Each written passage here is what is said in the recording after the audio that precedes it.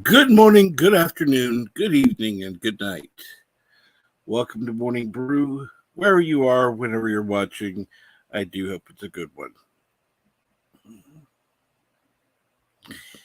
So this morning I had planned to have a special guest on. Unfortunately, it doesn't appear that they're going to be able to be here. So, yeah, this is why I never put create an image with announcing a guest, because I never know what's going to happen. That's what Morning Brew's all about. You never know what's going to happen. And let's start with the chat. Mega Cropper says, "Happy 420, Captain Trek and crew." And yes, today is 420. It is also Salty Trekker's birthday. So anyone who knows him, feel free to go ahead and go on to Twitter and wish him a happy birthday. I'm sure he'll appreciate the thoughts. Go ahead and wish him a happy birthday. 47 Yorktown says, bonjour from Eastern Canada. Moxley Fan 21 says, good morning, Captain Trek and chat. And good morning, Moxley Fan. Kapla Berto Prey 5. And Moxley Fan 21 says, yeah, happy 420. That's right.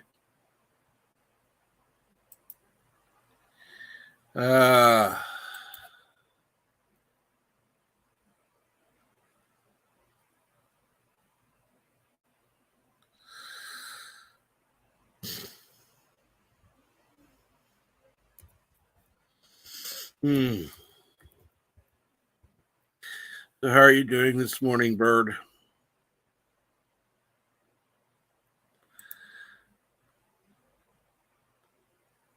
Hope you're feeling better. And not yet, but thank you. And good morning, TWTG content. How are you, Krish? I hope things are going well with you.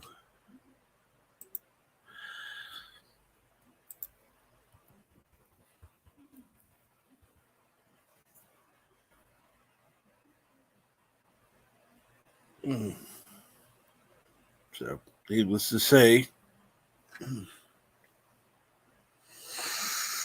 it wasn't quite the morning I was expecting.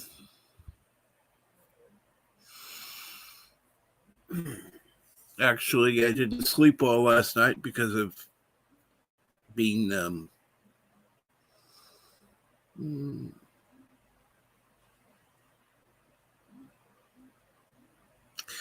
I would say anticipation for what was going to happen today, but most of it was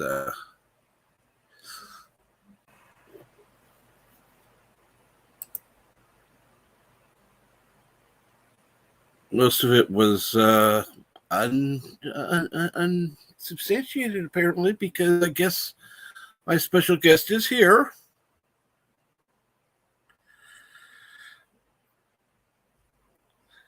Not too bad. Got no sleep, though. And Bird was here, then he left.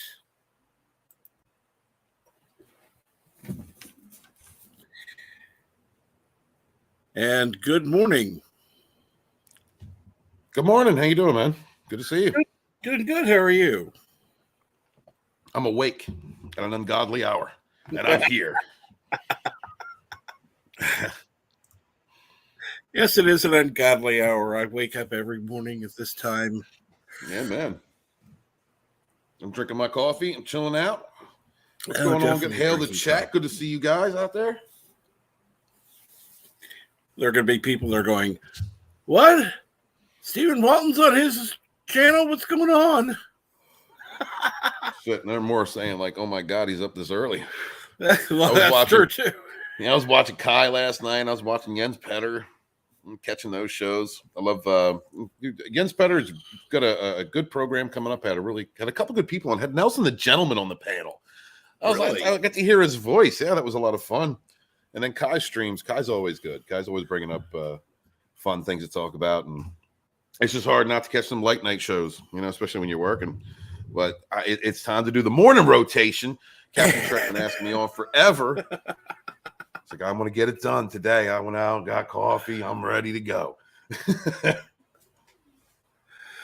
Oh, no, I was up late last night. I was actually watching Kai myself.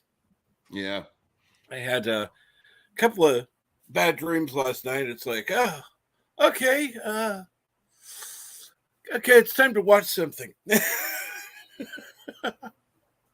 Yeah, dig that. So what you been up to, man? Not too much. Just trying to relax and figure out. But let me ask you something, because I've never gotten to ask. What got you into YouTube?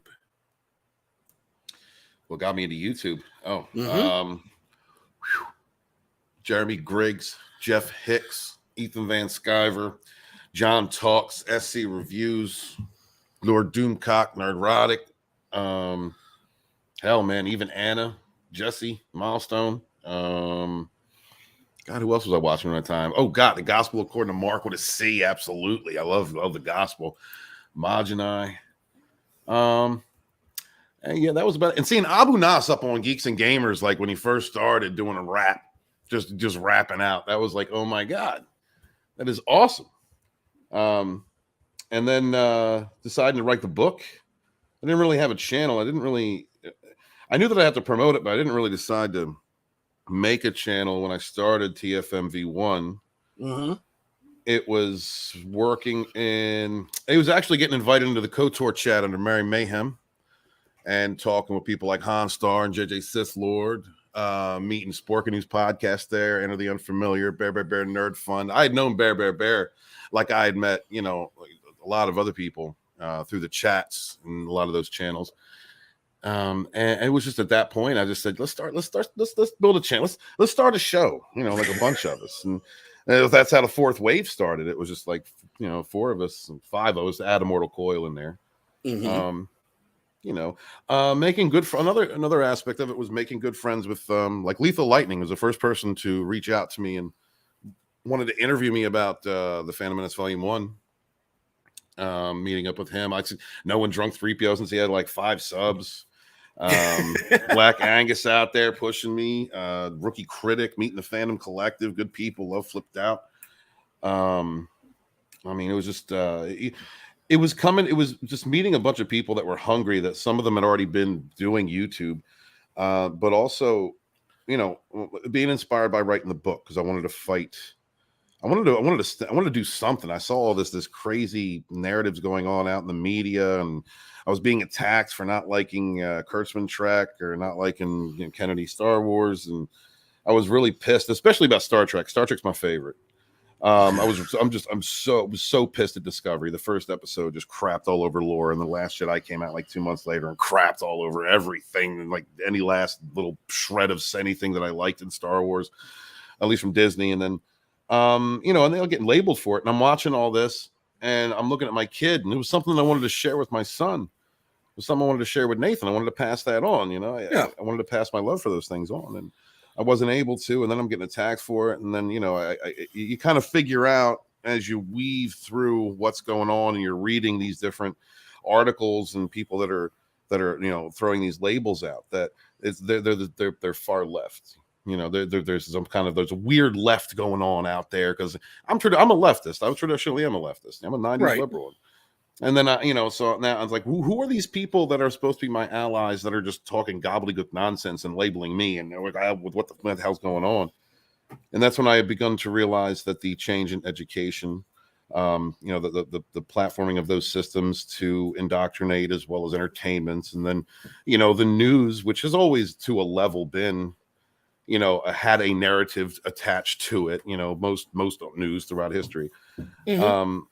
It was just really being weaponized. And so all of those things together, wanting to look out for my son, my grandchildren, wanting to protect our modern myths for them, not only that, but the educational, what they're being taught, standing up for culture, standing up for myself, standing up for everything I believed in, coupled with my favorite escapes and pastimes, Star Trek, Star Wars. That is what got me interested in doing YouTube, and that's why I started my channel. Wow. Let's see here. Good morning, Rabbit Slugouchies. Good morning, Resolute Germ. Hail, you guys out there, you're awake too? Captain Trek got me awake up. Look, my hair looks nuts. I'm drinking coffee. Yeah, I honestly thought when I asked you, I thought, oh no, he's gonna say no. No, I've been meaning to come on, brother. I said you're always in our chats. You're always hanging out, dude. You're part of the community, man. We've talked a few times in private. Oh, and I love that. The only thing that kept me from here was the time, Captain Trek. It's so early. Oh, yes, it is. And you wanted to make it even earlier. It's like, holy shit. Well, you said 6. I think you're in Central Time, I guess. I'm Central, yeah. Yeah, so you speak from Central, as like I speak from Eastern. So actually, when you said 7 Eastern, I was like, whoo. All right, that's another hour. Look it, man. I see a lot of familiar faces in the chat. Hell out there, man. Good to see you, Rabbit Slug. I've seen you in a hot Resolute Germ. I don't know if I've seen you before, but hail, 47 Yorktown. Good to see you. Who else we got out there, man? There's a lot of good people, but let's see. Mega Cropper, good to see you. Hail, good morning. TWTG Content. Hail, I ain't seen you in a hot minute. Good to see you, man. Bird of Prey 5. What's up, my brother? OGTFM chat brethren. How are you? Good to see you, man. Awesome. It's just, no, it's funny because, talking to different people, they have a different history, a different story of their YouTube history. Mm-hmm. And that's one thing I like hearing, because everybody's like, oh, well, you're not everybody. You're author Stephen Walton, and everybody knows who you are. And everybody knows who I am. Scott was making a video. He was cutting on me a few months back. He actually had a chance to meet up with like the Geeks and Gamers crew, and there was a meetup like up north. And so he was going around and he was like, who is Stephen Walton? And, obviously there's people up there knowing, like Ryan, we've all known Ryan since he was just started. And, I know Jeremy and those guys. So he's asking those guys and they're like, Stephen who? And this and that. And then he went around to X-Ray Girl, which is messed up because I talked to X-Ray Girl before a long time ago. He said, who's Steve? And she was literally like, I have no idea who Stephen Walton is. And Scott said, that was the greatest clip I got, dude, because she had no idea who you were. It's like, no, I'm like, I just hit 2,000 subs, right? I'm proud to know who I know, but not everybody knows me. I ain't nothing. I'm no better than nobody else. I ain't no more anything than anybody in the chat, anybody else. I'm just another dude talking crap on YouTube, but I really appreciate the following that I've gotten and the fans that I have and the channel, the growth that I've had in the channel. And I'm so happy to have met my brothers in the fourth and Rogue Entertainment, been able to put that phalanx together. We do not kneel, although we do stumble. And it's important. One of the things that I've noticed, because I've been doing this for like 3 years, or at least almost 3 years, and I've been around for a little over 3. Mm-hmm. And I have seen egos change. I have seen people go from a person to a brand to a corporate mentality. And I'm not talking so much talking trash on that per se, because if you're going to take this thing seriously, then you're going to have to shift your view as you grow. Right. But I've seen egos become very prominent. I've seen people who I had great respect for turn and use their voice or their outreach or their fans to do things that I believe are morally wrong. And so one thing that I've really wanted to do early on, and I keep telling myself this: I'm no better than anybody else. Doesn't matter how big I get, doesn't matter how many subs I get, doesn't matter how far I get in this thing, how many books I sell, how successful I ever become. I'm no better than anybody else, because I don't want to act in those ways. I don't want to look down at somebody. That's exactly what we like. That's why I started. That's what we're fighting against. We're a kind of like. We're fighting against the idea of a hierarchy, or that some people are better ethically, are superior to another group because they think differently, or they vote differently, or they don't know their freaking pronouns. I mean, what the ridiculousness that we've actually had to encounter in this. It's no one is better than anyone else, man, and that's why I love it when people like Doomcock reach out and want to have me on. Every now and again, will reach out to me. That man got me to 1,000 subs. That man didn't need to do anything for me. You know what I mean? Like, he wasn't involved in volume 2 at that time. I was still putting volume 1 together, and that man reached out to me. I had 800 subs and said, "Steven, why don't you come on?"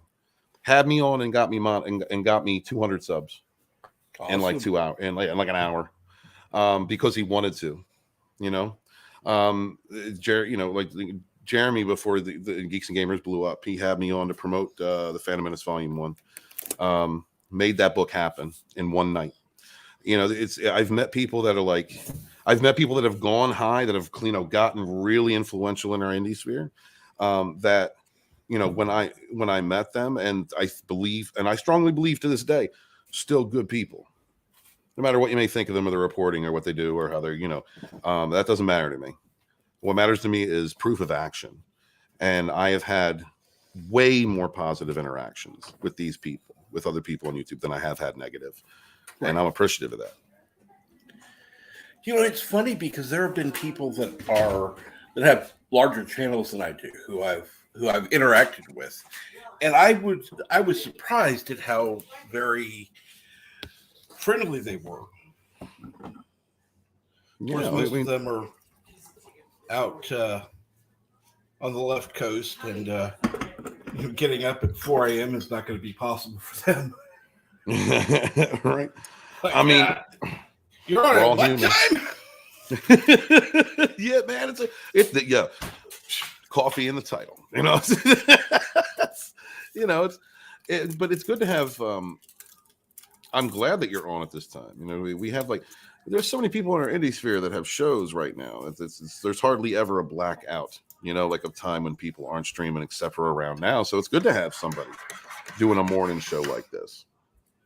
It's very, I'm glad you're doing it. You got me up very early, Captain Trek. I'm telling you, man, love isn't gay, my brother. And so, they're all human. Yeah, there's the bigger guys. We're all human. It's if you don't let your ego get Ethan Van Sciver said something very straight up true. You need to have an ego to do this. You need to have some level of, and which is completely true. And it's helped me to develop mine. I'm an introvert who can be extroverted. Who can be an extrovert when I need to, especially when I'm drinking and so forth. And YouTube kind of helped me to open up in that way. But it's checking your ego. It's making sure. Yeah, I mean, Jay, right?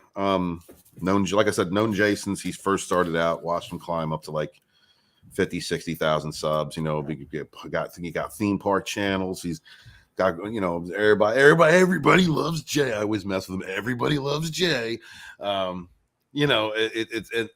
He acts as though he has a big ego to me, and I act as though I'm jealous of him. That's just how we bullshit with each other, when we're talking on the phone. But still, doesn't matter. 10,000, 20,000, 30,000 subs. That man still gives me a call. Steve, you doing all right? What's going on? Got this going on? And most of the time, we're not even talking about YouTube, right? He hasn't changed.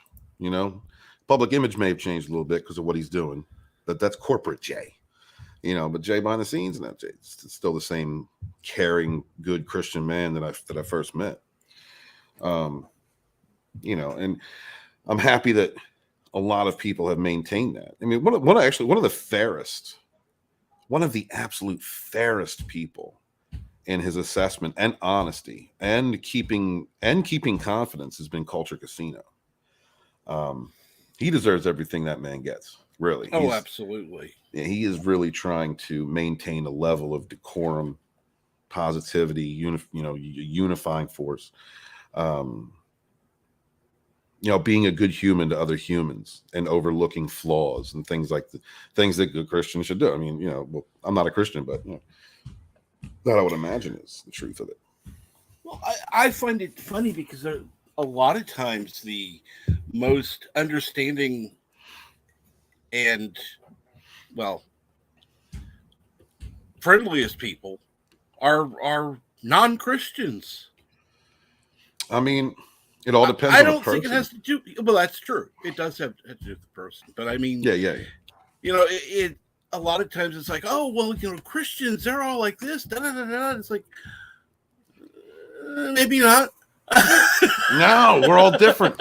I was a hot-headed pagan lad, Captain Trek, and you talk to me you talk to me between like 19 to 26, and I was Antichrist like a motherfucker. The church did that, they did this, and they stole this, and and then you don't realize I grew at some point, became be very accepting of everybody, realize my own flaws, and that also helps, man. Looking in the mirror and realizing your own flaws, that helps a lot. But Lasso of Truth was tweeting something out on Easter. It was something like, I can't say Happy Easter anywhere without some hipster. I love that she used hipster. Without some hipster telling me that it's a stolen holiday and this and that. And I just got on that. And I was like, I outgrew that immaturity a long time ago. I don't care how you celebrate the spring, the spring equinox. It's all the same. Really, it's all Happy Easter. Have a great Easter. Have fun with family and friends.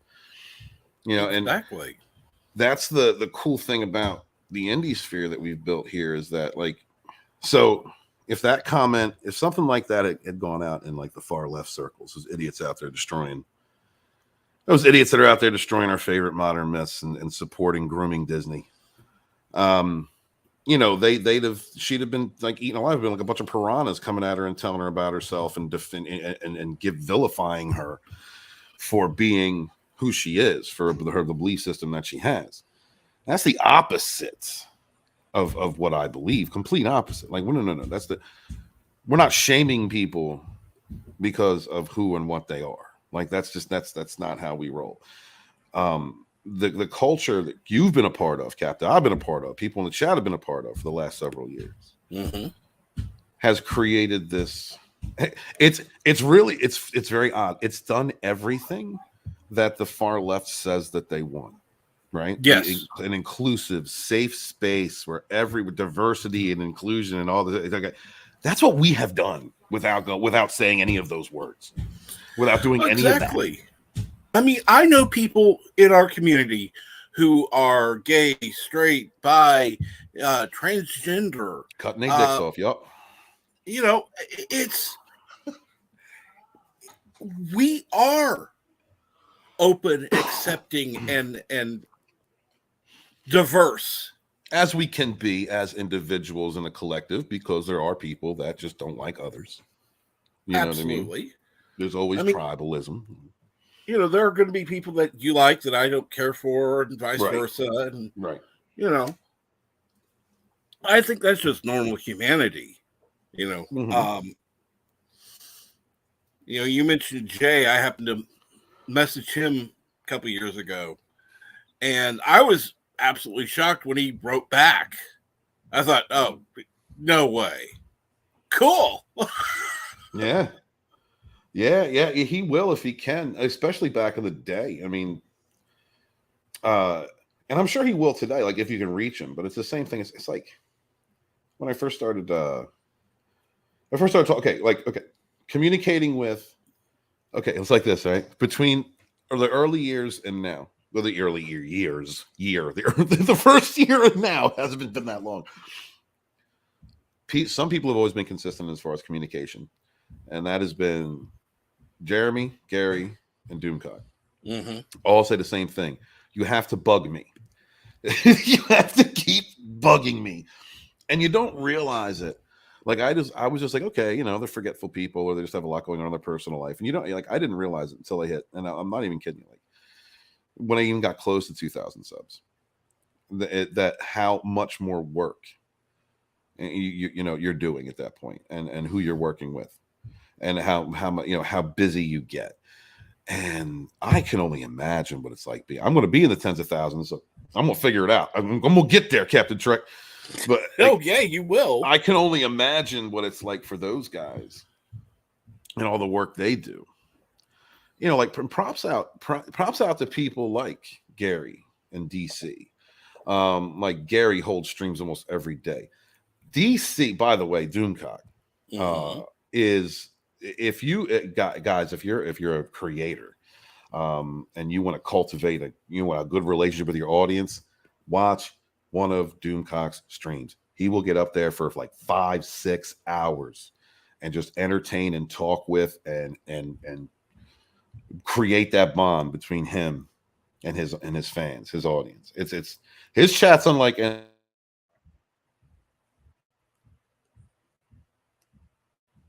I've always felt that way there. People in the chat, you're talking to them. You ain't seen people in a long time. They will call you out. Where the hell you been? You just go in there and start messing with each other. That's like a fun space. There's chats out there that are really fun spaces to be in. His has always been one of my favorites. But he's never changed with me. So, yeah, it's funny you mention him because I have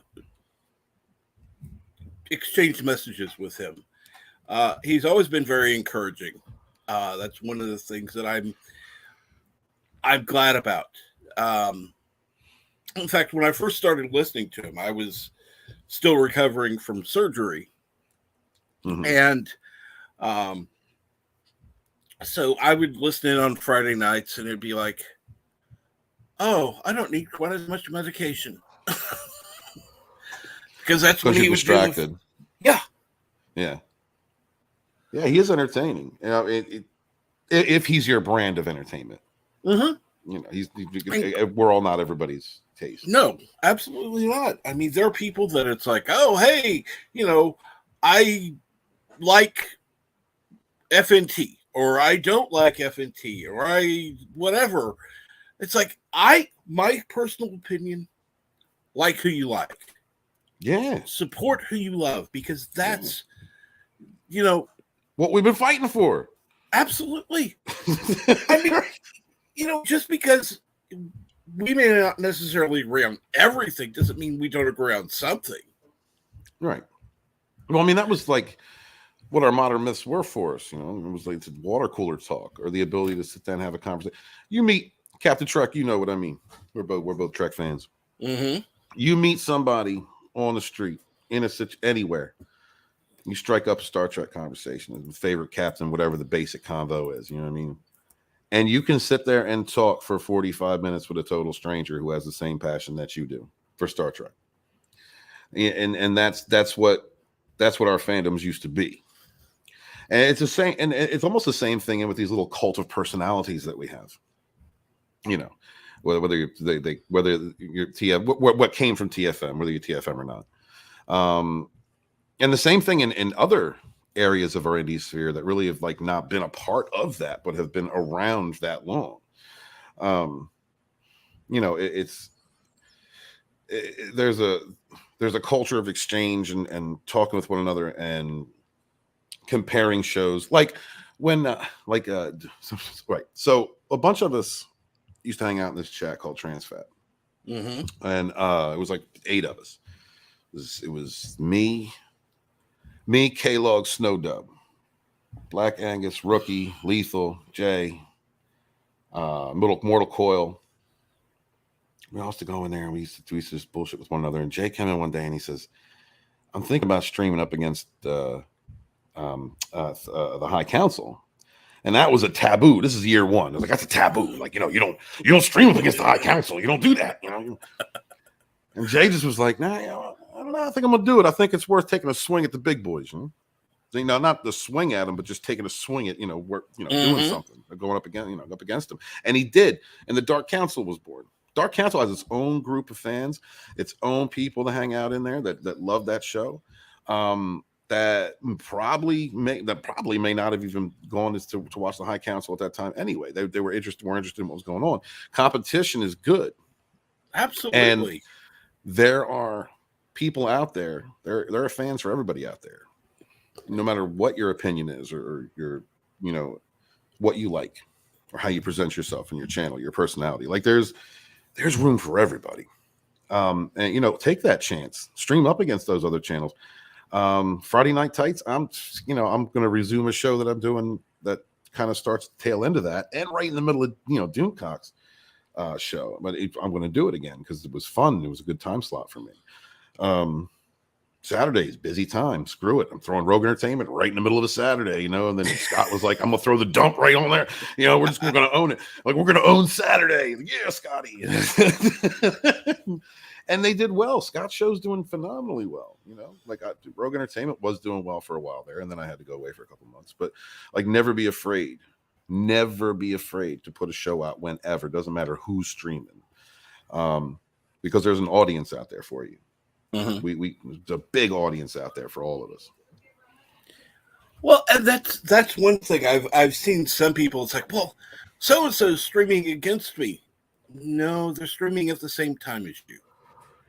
Right. I'm sorry. There are people, because it's like, well, so and so is streaming at the same time as you. Great. That'll give some more variety out there for people to watch. Yep. I'm all for it. Yeah. That's a good point, man. Okay. So at first, like when I first started, like we had to kind of get over that we had to come to that realization. I'm sure the YouTubers before us or other types of have already come to that, but in our little bubble, it got to the point where it was like, we're not streaming against each other. That's a combative way of thinking about it.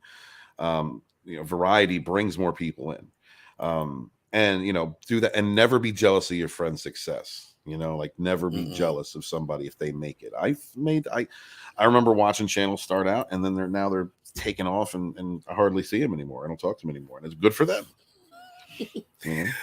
Well, I find it funny because there have been channels that started after I did that. It's like, oh, they're over the 1K mark, and it's like, yes, absolutely great. In fact, there have been a couple that they really started going on to streams. Oh, look at you. Mm-hmm. One of them was on my channel, where they started getting their feet wet, where it's like, oh, where they had a place to go, where they could talk. And I like that. I don't care that they're bigger than me. I'm Never quite be happy intimidated. I'm quite happy with my 690 subscribers. I'm not looking going, oh no, I've got to reach this point by this time. I had very well-meaning people trying to say, oh, well, you got to get to 1,000 subscribers by this date. It's like, well, it's good to have a goal. A goal, yes. Yeah. But it was to the point of I felt pressured, and it's like I don't want to feel pressured. I don't want to feel, like I'm not doing this for a job. I'm not doing this to make money. Yes, I've had people say, hey, I want to give you something. Do you have a way to do that? Yes, I do. Do I ask for people to do that? No. Mm-hmm. Well, dude, first off, you have 692 subs. That's not in a scoff at, brother. First off, you're almost the way home. And for somebody who's just, relaxing and doing it, that's great. That's great. You got a dedicated audience. I see your audience out there hailing you out. Real quick, I wanted to say hi to Mountains of Elysium. Hail, good to see you. Your boy Hojo. He says, I'm new to all this, never had a social media I saw the state of mainstream comics. I can make a better one, so I'm here. The indie thing is a whole new world. Love it. Absolutely, boy Hojo. That is it. That's one of the things that keeps me going. Is promoting indie comics, promoting indie writers, and hopefully one day indie film. That's we. There's nothing good out there. The mainstream has betrayed us. Mm-hmm. They were the mainstream comics. We'll keep it isolated with comics right now. They created so many legends and lores and tales of inspiration, or just pure enjoyment and escapism. Now being run by people who do not care about you. They don't care about the customer. They don't care about delivering a quality product. They don't care about working with other creators. Half of them can't even get these things out. New warriors. They're only worried about either projecting themselves and their ideals into these comics. That's what they're worried about. And their ideals suck. And so do they. Not that there's anything wrong with that. It's become backstabbing. It's become, trying to defame others. It's become drama. And, as I see that creep in, that corporate, that industry mentality creeping into the indie sphere. And that's going to happen. Egos are going to happen. There's egos are going to happen. I feel even more resolute in my decision to continue to support indie in the best way I can, with the best creators around me. Vinny Tartamella, Red Gaze, Nerium Nova, Chris Fisk, Dark Side Comics. There's just so many Scotsman. There's just so many good creators out there that want to just put out good product, want to forge empires of imagination for us, for them, for the fans, to create these things so that we can enjoy them and comics can live on. The future of comics is the indie sphere.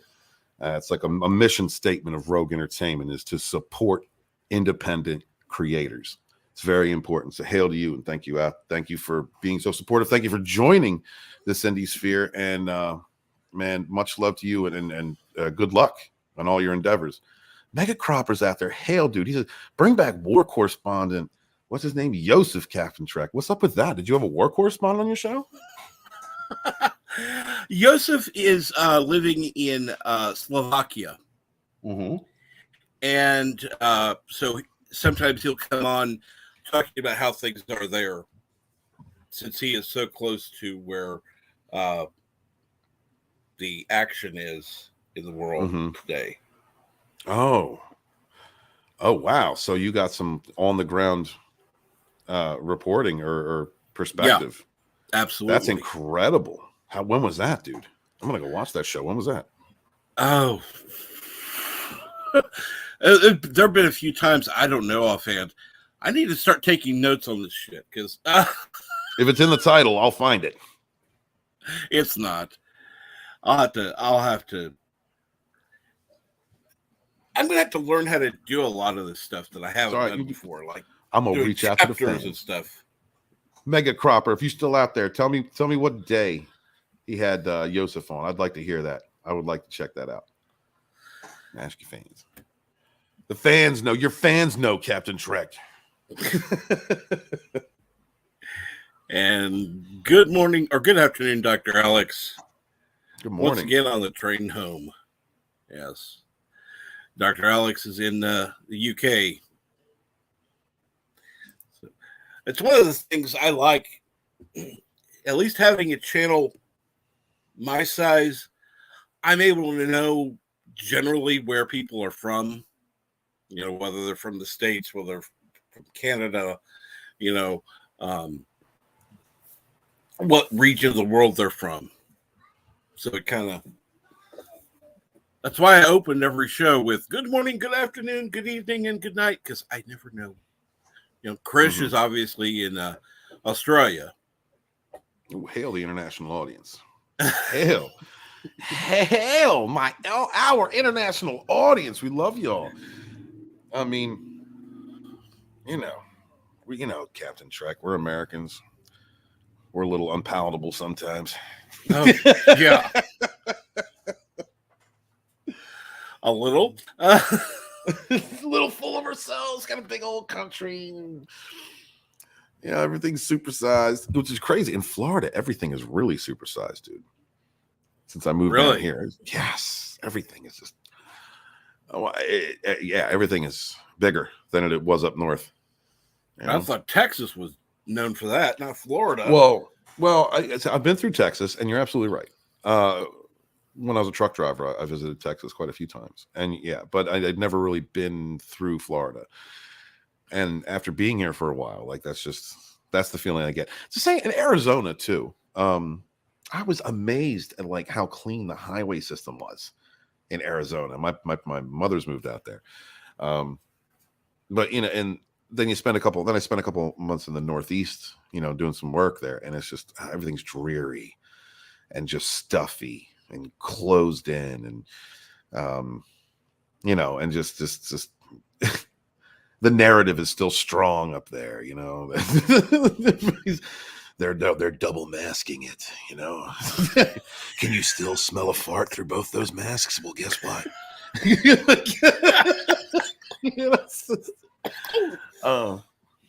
Yeah, and you come back down here. Like when I got to Florida, it felt like freedom. It felt like freedom again.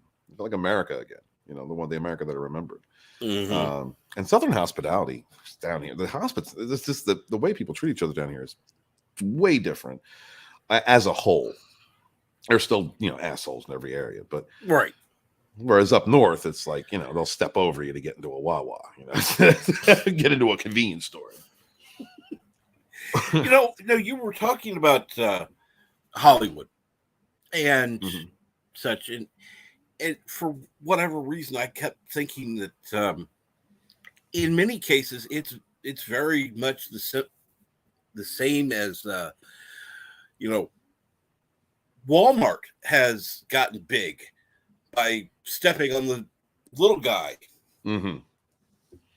and or buying him out, much like Hollywood has done. It's like, oh, there's competition. We're going to step on them. We're going to put them out of business, or we're going to buy them. Yeah, and nobody seems to remember what happened when Vince McMahon bought WCW and wrestling died. It's buying on competition. Well, as far as Walmart, they suffocate all local businesses, into abstention. Hollywood is an echo chamber that is run by people who just want to make sure they are the only ones producing content. And their content sucks right now. It's awful because they have all people running it. You don't. I think that's one of the reasons why a lack of competition. I think is one of the reasons why, one of many, that we're not getting the type of movies that we used to get, or the type of imaginative creators being given the chance to try something new. There have been plenty of films that have failed. There are plenty of ideas or franchises that have failed. During my favorite eras, 80s, 90s, but they were still well done. Kroll is a bad movie, but it's still well done, and you can watch it again and have fun. Like you can see the influences, on it, from Star Trek and other Star Wars and other franchises, or other movies. Still a fun movie to watch because it's well put together. There's the original Spawn. We were just seeing Spawn in the chat, right? Spawn from the 90s should have been 2 to 3 films. That entire story arc. Those of you Spawn fans out there, you know what I mean. Like, there's no way that it should have. It was way shortened down. The graphics were not the best. If they had waited a couple more years and then done it, we would have gotten like CGI, a lot of CGI and stuff, better computer graphics. But for the acting and for what it was, for what they had to work with, great film. I'll watch it over and over again. We don't get film like that. We don't get those types of movies anymore. And that's because of a lack of competition and the sure-headedness of these people that are just going to pump out the same 3 studios, basically pumping out the same crap. That's why I really like the indie sphere that we have right now, the independent comics, independent movies, independent books. which will one day become our own, I think, I'm hoping, independent films, coming out of what we have we have all built over the last few years. And that competition, and you're right, I mean, we're going to be attacked as we have been attacked while we try and create these things from the mainstream. And that's what's more important now than ever, to support your indie creators out there. Comics, books, whatever it is, whatever they're doing, support your indie creators out there, channels, and not become the thing that we hate. And I've seen that creep in too, the jealousy and egos that have come in and crept and have become overly combative toward one another for no reason other than, drama clicks. And I think that's sad, because there's really no need for it. We don't have to be built on drama 24/7. There's enough idiots out there that we can laugh at while we're reporting on entertainment comment, doing entertainment commentary. I mean, there's enough idiocy out there that's their drama that we don't need to create our own. Right. So people thrive on it, and it does sell. Drama sells, Hail Darius Munchausen, what's up, dude? Good to see you. Another up and coming creator out there, Captain Trek. Another great. Oh, absolutely. Yeah. I'm actually surprised that he hasn't surpassed me by now. Darius is going to surpass us all. All right, he's like a tall glass of milk. He's like American Pie. He's like too nice. he's gonna soar past us all, unscathed by scandal and stupid decisions. He's gonna do great. What's up, Robert Rose Jr.? Hail, good morning to you. Thank you for coming through. Guys, will you do me a favor for this man? Would you show him some love? Smash that like button and share out the link. Let him know that we are hanging out. Captain Trek has got me like a coffee drinking zombie right now. Here I am, your historian. That's the loudest I can get. I am your historian, because I'm awake at an ungodly hour. What's up? Hail to Brutal Morningwood, the best name in the chats. Hail, brother. Good to see you. I'm waking up a little bit now. Can you give me 1 minute? I need to get more coffee. Yes. Thank you. Go Captain for Trek. it. Hail the chat. I'll be right back. And of course, you say that as I'm making fresh coffee. So that's the good thing. I'm brewing up fresh coffee, and he's getting some coffee himself.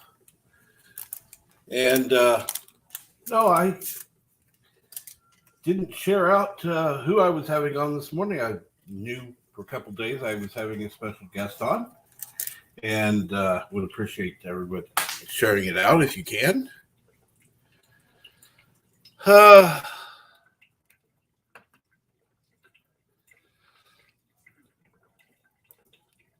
Darius is the voice of an angel, says Brutal Morningwood. Maybe a couple of stupid decisions, but thanks. And I'm serious, Darius. I'm absolutely serious. I'm surprised that you're not at least 1,000 by now. Because you're that good.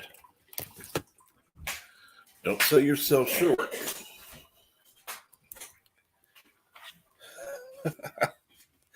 Good morning, Pops. How are you this morning? I'm going to have you on again some morning. Just you and I can talk. That's one of the things that I'm going to be trying to do more now, is having these one-on-one conversations where we can discuss different topics. And that's one thing,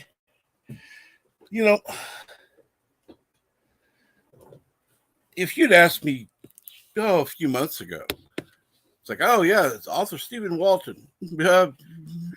Sure. He'll be in the chat maybe if he's awake. On the stream, nah. Who I got in my stream right now? Author Stephen Walton. It's always good to have somebody very, I have been in his chats before, and he is very, very kind, very I'm not sure what the word I want to use is, but makes everybody feel welcome. And so I guess that's part of his Southern hospitality now that he's down in Florida, is making people feel welcome. And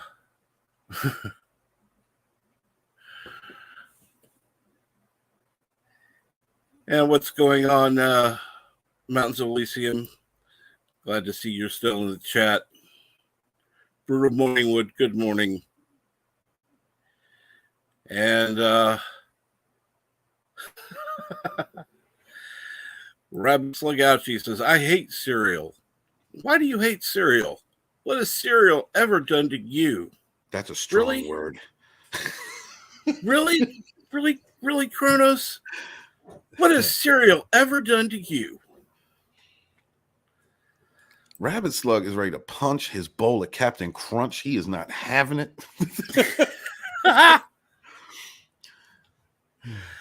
Says, I want eggs, bacon, and toast, and sausage, and some veg on the side. Oh, yeah, all right. He wants a real breakfast. Oh, he don't want milk soup. He wants a real breakfast. Hail to Pops out there. Good to see you. Hail Keely Chow, my OG TFM chat brethren. What is going on, my man? Good morning, Keely Chow.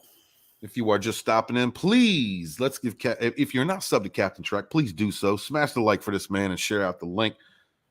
He's almost a 700. Let's see if we can get him to hit that mark.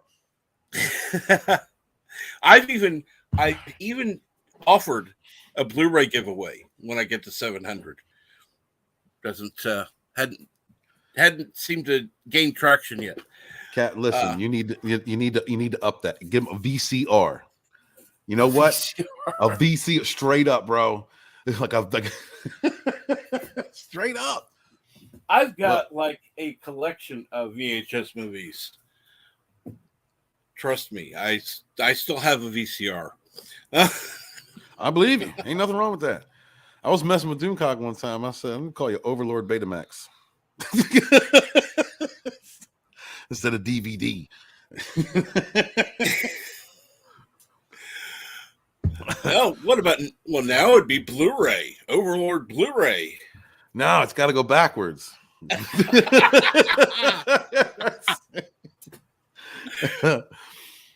Man.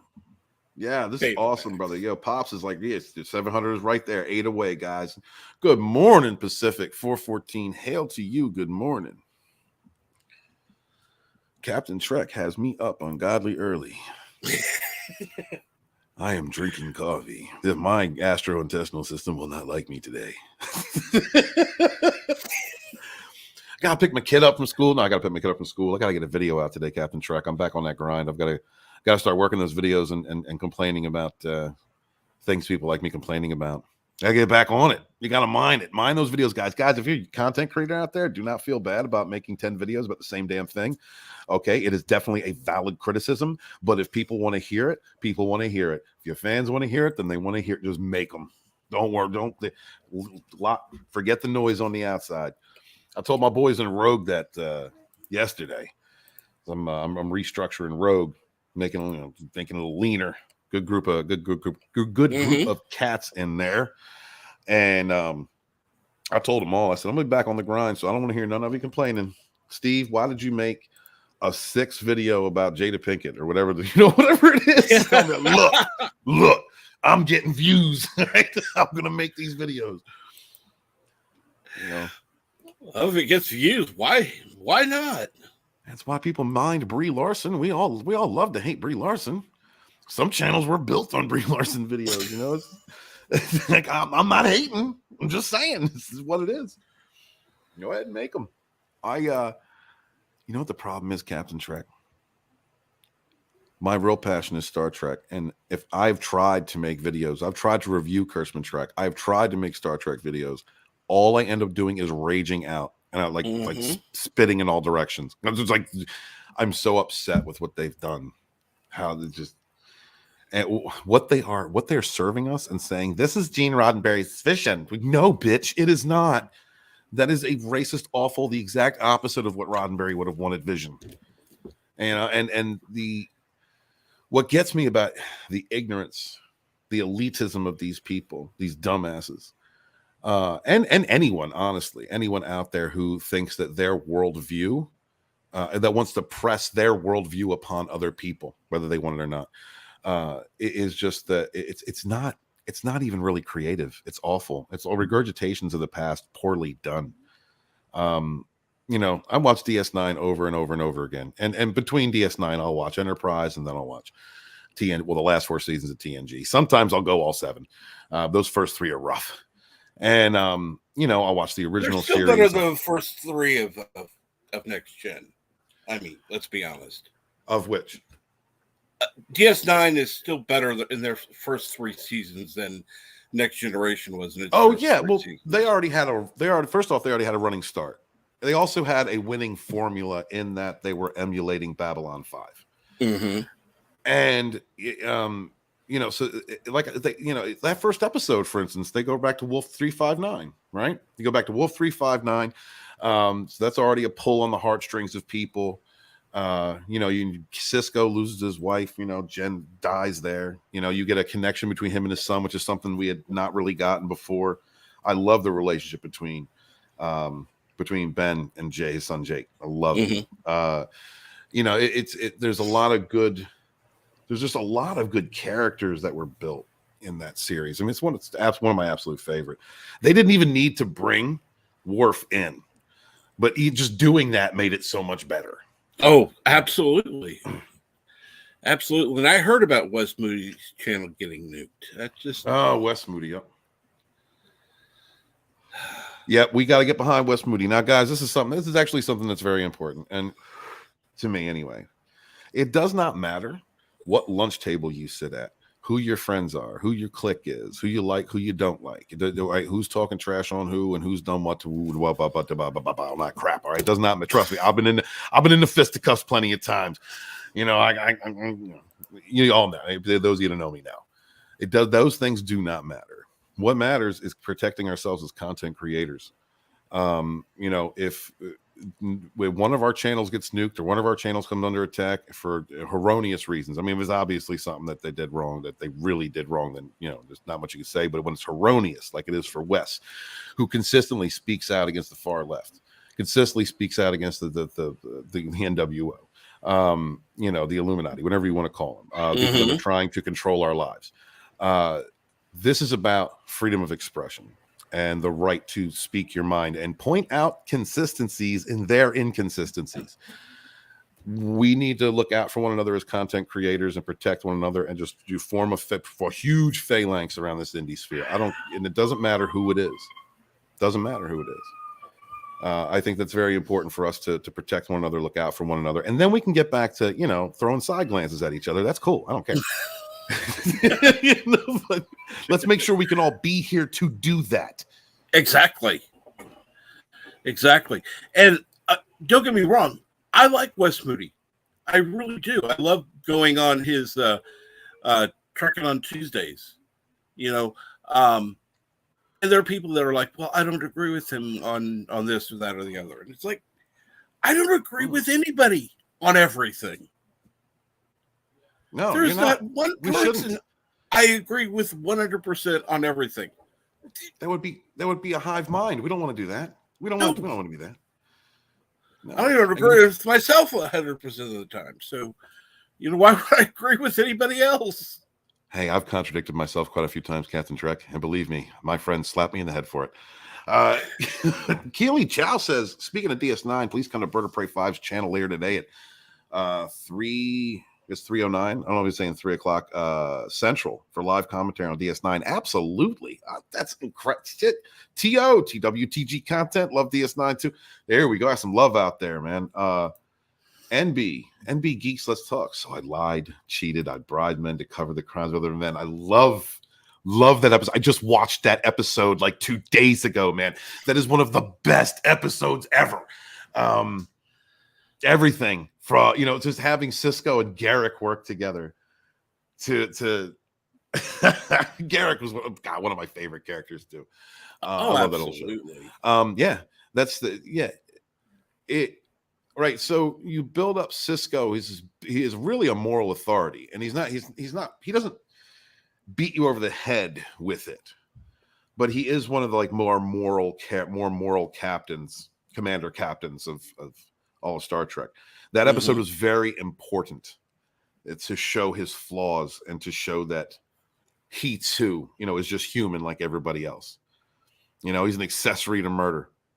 It's for the greater good. It shows that even something that something a witch, a friend of mine was saying the other week when I was questioning myself, as in whether I am actually light or dark person. And she said, look, even angels have to slay demons, and like even sometimes the good guys have to do things that you might not necessarily think of as good because the greater good needs to be done. And in that episode, that is what we got to see in Cisco. You got to see this side that you don't normally get to see. I have to agree,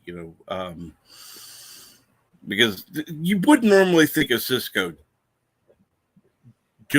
reaching down to the depths and doing these things that he would normally despise for the greater good. Yeah. I mean, in the great scheme of things, in my opinion, the Romulans would have choked themselves off had they not joined the war against the Dominion. Because they would have sat there and waited. Romulans, I love the Romulans. Klingons are my absolute favorite in all of sci-fi. They are that's my favorite race. But the Romulans, I've loved them since their first appearance in the original series. The Romulans would have sat back, let their enemies fight, waited until the proper time, used stealth and calculation to take everything out if they could have, take the whole Alpha Quadrant if they could have. But I don't think they would have. I think if the Dominion had been allowed to overwhelm the Klingons and the Federation, then the Romulans would have been next. I think the only ones who would have been safe would have been the Ferengi, and even they would have been under control. Oh, yeah. You know what I mean? But like the Tholians wouldn't have stood a chance. It's it just the Dominion were great bad guys, and just like someone was just saying in the chat, the DS9, I mean the Babylon 5 Bible was like held by the writers of DS9 for like a year before they even began, or the people that became the writers, they were studying it. If you look at the correlation between the two, everything from when they retook DS9, there's that pivotal moment when Cisco, breaks through the lines and makes it to Deep Space Nine before they take down the mines in front of the wormhole. And he goes in there and he speaks with the prophets and he says, well, if you're going to do something,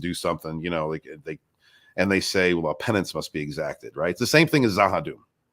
That's the same thing as the Zahadum story arc. You could tell these correlations between B5 and DS9, and that doesn't take away from my enjoyment of Babylon 5 because those characters are completely unique. All right, Quark and Odo will never be Shakar and Londo. Those are two different relationships that have similarities, but like there's nothing like Shakar and Londo. That's the love-hate relationship of the ages. But so like I said, it doesn't take away from my enjoyment of it, but you can definitely see it. Like there's points like when I watch DS9, I go, oh, that's so and so from this episode in B5. I know where this is going. Great shows. And thank you, Bert, for letting us know there will not be a DS9 today. He's been having tooth problems. Ooh, his normal dentist can't take care of it. He's going to have to go to the hospital or something to get it taken care of. Brother, I've had lots of tooth problems. Walton's, our teeth fall apart after so long, but the molar area does. The one thing that's always helped me, man, the highest grain alcohol you can find, swish that, hold it in your mouth, kill that nerve yourself. If there's a cavity in there to be found, a hole into your into the nerves, brother, kill it. You'll feel better. and then go to the dentist as soon as you can, because your nerve's dead and you need to fix your tooth. But Mom, I hope you feel better, brother. That is the worst pain next to earaches, and it's the most awful thing, man. And the Bird of Prey 5, gotta have you on sometime, man. I'd love to have you on my channel sometime. Talk about some Star Trek, dude. Talk whatever you want to talk about. You've been in the community for as long as I can remember. I remember seeing you in all the chats. We've been chat brothers in plenty of different channels. I'd like to hang out with you sometime. So hit me up, brother. Hit me up on Twitter. And Good Morning 6, who I saw on Midnight's Edge yesterday. Yes, hail the Midnight's Edge crew. Those are my people over there. Hail 6, good to see you, chat brother. Or sister. I don't mean to assign a gender. I know that's a faux pas. We shouldn't do that. Does a number have a gender? 6 is awesome.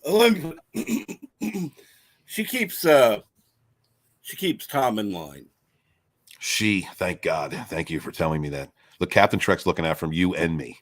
If somebody's got to keep Tom in line, Tom out there acting a fool, being good to people, supporting others, sticking up for Wes Moody out there on Twitter. Guys, please go out to Tom Connor's timeline where he's sticking up for Wes and asking YouTube what's up, and retweet that and ask YouTube what's up. Look out for one another. Tom's one of the best people we have ever had in this indie sphere. Tom Connors is. Andre, too. Tom is always out there supporting small streamers, always has been. If it wasn't for Tom Connors, I might not be around. He used to have me on his Mead streams when Mead was just taking off, hanging out with Rob and Mecca. He's one of the best people that we got out there. Hail Midnight's Edge. Hail Midnight's Edge After Dark. Don't forget Mead Radio. I love Mead Radio. Yeah. Absolutely. I haven't had a chance to stop by Mead Radio in a long time. When I first started off, I was like, yeah, this is a great idea. He was playing all kinds of stuff that I love, but I just kind of disappeared. Rogue kind of picked up during the last the guest run that we had October, November, December. And then I had to go away for work. So I just haven't really had a chance to stop back there, but absolutely subscribe to Mead Radio. Any Midnight's Edge. Every Midnight's Edge channel. Good people. Absolutely. Oh, yeah. And can't forget about Midnight's Edge in Espanol. Hell yeah. Mention all the absolutely channels. TWTG, yes. Yeah, I was just telling my best friend Tom just moved in, but he's a Star Trek fan. And I was just telling him, I was like, look, I could just watch all the Ferengi episodes for DS9, like just buy them, just watch them all in a row, because they are absolute. Dude, the Grand Negus is one of my favorite characters of all time. I love how just greedy and misogynistic and awful and sneaky and conniving and just terrible they could be. And watching Quark grow, his character grow all the way up until the last season, he hates it. He hates that those damn humans gave him a conscience. He hates it. Ishka's great. Honestly, and I count the Grilka episodes. I count as Ferengi episodes. Like Grilka was awesome. Grilka was a hot Klingon. I'm sorry, that shit was hot. Yeah. I'd have looked past the front teeth because she was hot. The fangs and shit. But every time a Ferengi episode comes up, I'm happy. I know it's going to be fun. And yes, Keely Chow, that is one of the channels that Tom supports. If you haven't already subscribed to Sci-Fi for Me TV, please subscribe. Absolutely. A lot of good creators out there. A lot of good people working together. People doing thumbnails for one another and doing editing and just great. Zach, Brightest Day. He's one of them. Yeti Cast out there. God, there's just so many awesome people that I have had the chance to either meet, work with, or just brush shoulders in passing. That are going to be stars in their own right, that are just working hard, and they're going to be successful channels like Captain Trek. Well, thank you. You're welcome, brother. I truly appreciate it. I can't believe that I've been so honored to have you on. Dude, it's my honor to be here with you. Honest to God, look. We got 693 subs. We need 7 subs to 700, guys. Can we share out a link to this man's channel and get him to 700? We can do that. We can find 7 subscribers out there on Facebook, on Twitter, on Instagram, whatever it is. We can find them. We can find them 7 subs. Let's do this, guys. A lot of y'all out there are supporters of Captain Trek and have been for a long time. You know, you come back to this and you listen to this show because you enjoy his content. You enjoy this man. You enjoy listening, hanging out with one another in the chats. Let's make this thing grow. That's how we do it. This is what we do. We support each other. We rise together. And you share out some links. Let's get some people in here. Let's get 7 subs. Let's get this. Let's get to 700. Let's make this man's day. We could do it. That would be amazing. Yes. Then I'd just be a few subs away from Deej. DJ will always be cooler than everyone else. The bunny suit says absolutely. So. There's nothing. I will never have that level of cool. I would never put on that bunny suit. I can't do it. I have not that much confidence in myself. DJ either seriously does not give a flying F about anything or has the biggest dick in all the Fandom Menace. I don't know. Don't know. Okay, Gap Stargate. My best mod is Gap Stargate, who is the captain of the Rogue Entertainment mods. We got a new mod core. He's going to be taking care of that and running it. Great suggestions. Great person in our community. Seen him in so many different channels. Gave him a wrench this past week, and he just started flying away with it. Started just, all right, I need more links. I got to get them links to you, by the way, Gap. My bad. I promise I will. But yeah, he's so I mean, great people in this community. Those of you who are building channels, one of the things you will need to do is create a good mod team. Have a good friendships and people that'll be there slinging links and looking out for you and covering your blind spots, because this indie sphere is huge. You're a YouTuber. There's a lot of things coming at you from different directions. Another thing, 32 Flavors and Nick Weiser turned me on to a this Discord alternative called Gilded. So get yourself a Gilded. It's worth it. You can post links to your shows. People apparently people can watch from there. But 32 Flavors swears by it, and you're going to be seeing a lot more of Nick Weiser on Rogue Entertainment in the coming months, which is going to be great. Good to have him around. I need to talk to him. Oh, he's easy to talk to. Just reach out to him. First he's Central Time too. I need to figure out how to get the to post a link in Gilded, because everything else I can't. It's just copy and paste. And the hair is like, how the hell do you do that? I know. I just started. I know, dude. I'm boomering the shit out of it, just like you. I'm still trying to figure it out. Happened for the last 2 days. Like I can't click and paste. I'm like, what's going on? It's driving me crazy. Yeah. You know what? What idiot designed this thing? No copy and paste. This is you. What? Right. Absolutely. Yeah, I'm still the trying only to figure thing. it out. The only thing about Gilded I don't like is that. That's the only thing. It's like, okay, Gilded, come on, fix it so that we can copy and paste. It's a pain in the ass. Well, there's probably a way to do it that we don't know. But it looks like 6 is out there. She's starting. She said Gilded is great.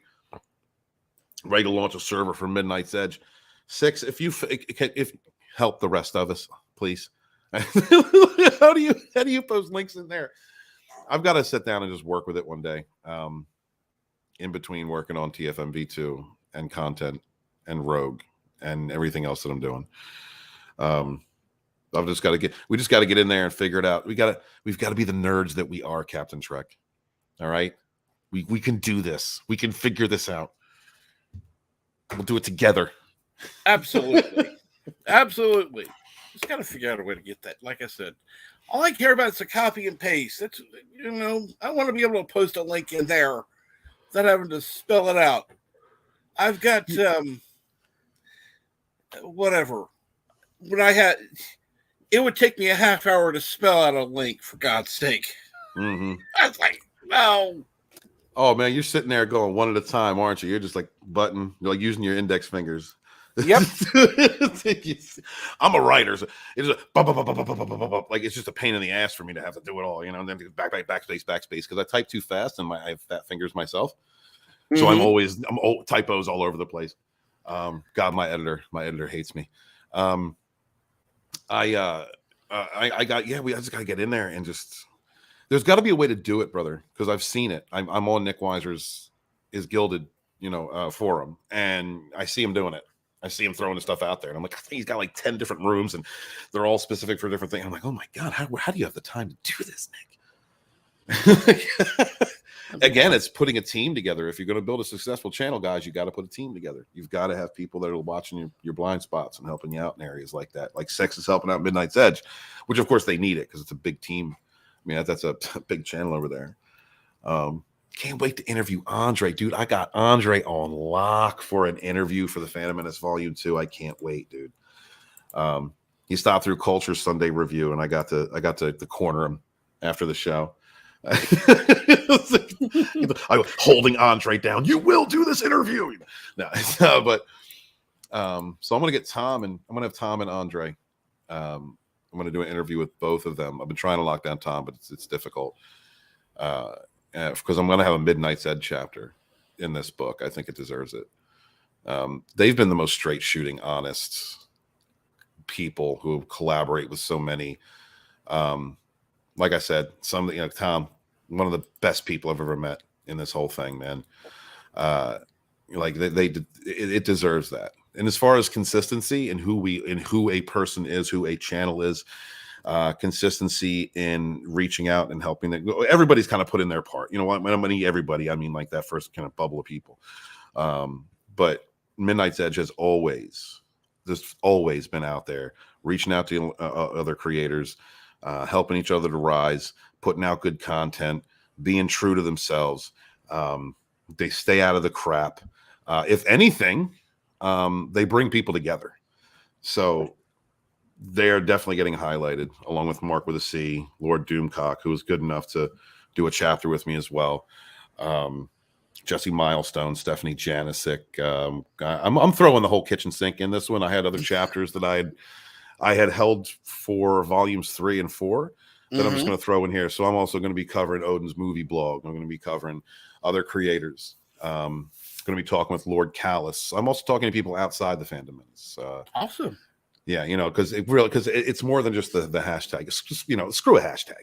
Really. I mean, what the heck? It's the people involved, and whether they've said they were Phantom Menace or not. We have a lot of people that were around during those first 2 years that kind of stood together, looked out for each other, helped build one another. Like Lethal Lightning. Raging Rhino, Lyndon. That whole crew. You throw in creators out there who are very staunch in their beliefs. I've got a short interview with Stig Kenobi that's going to be in Phantom Menace Volume 2. There's a lot of people have been involved in this backlash and either seeking to protect our modern myths or vent their frustrations in a way that people didn't feel like they were alone. And I think that that's the most important aspect of V2, is the social aspect. I'll be covering things that have happened and explaining why something is erroneous. Definitely be doing that. But this book is about us, the people in the chat, not just YouTubers, people in the chat, people that have made Twitch channels, people that have consistently worked together, the friendships and bonds, the relationships that have been formed in all of our chats. The content creators who, I mean, at this point, everyone's pretty much, on their feet and trucking. But back in the day, man, they were really under threat. Their families were under threat. Their livelihoods. There's people that still need anonymity, like people like Lord Doomcock, who still need anonymity because your persona, your personal life will be attacked. And that Star Wars girl has been under attacks in the past. There is an amount of props that need to be given to those that began this trek, if you will, for a lot of us. But the other part of this story, in as far as what has happened, the backlash to the appropriation of our entertainments as platforms to espouse divisive propaganda, is the social grassroots culture that has been created amongst all of us, looking out for each other, supporting one another, protecting each other. And that's going to be the other aspect of this book that I'm currently working on now.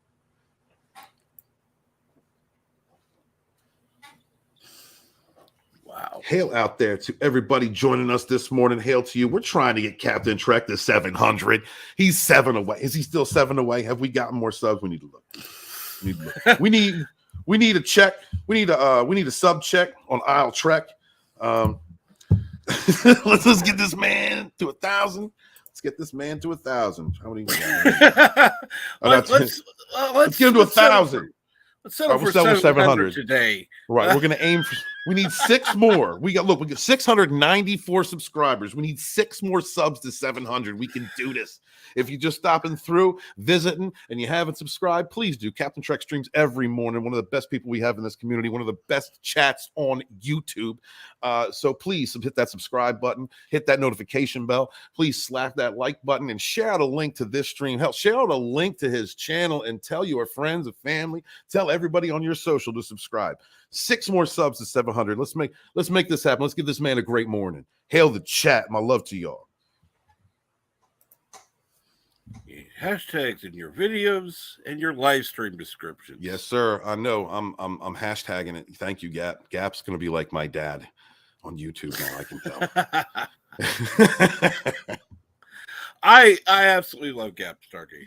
He's an amazing guy. Talked to him a couple of times. I messaged several times. So yeah, good guy, all around good guy. Love to be able to talk to him some more. I know he has some great ideas, and I fully intend to use them.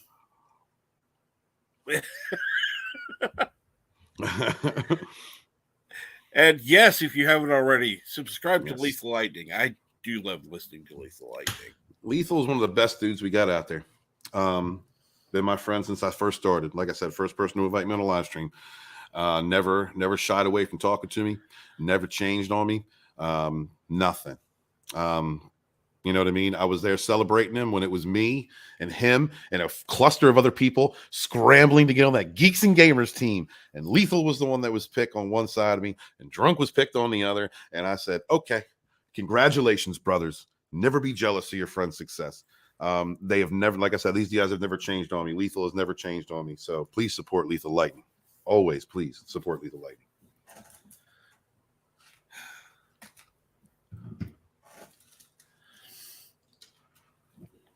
And okay. I'm sorry. Yes. I just gonna say Gap has a question for you.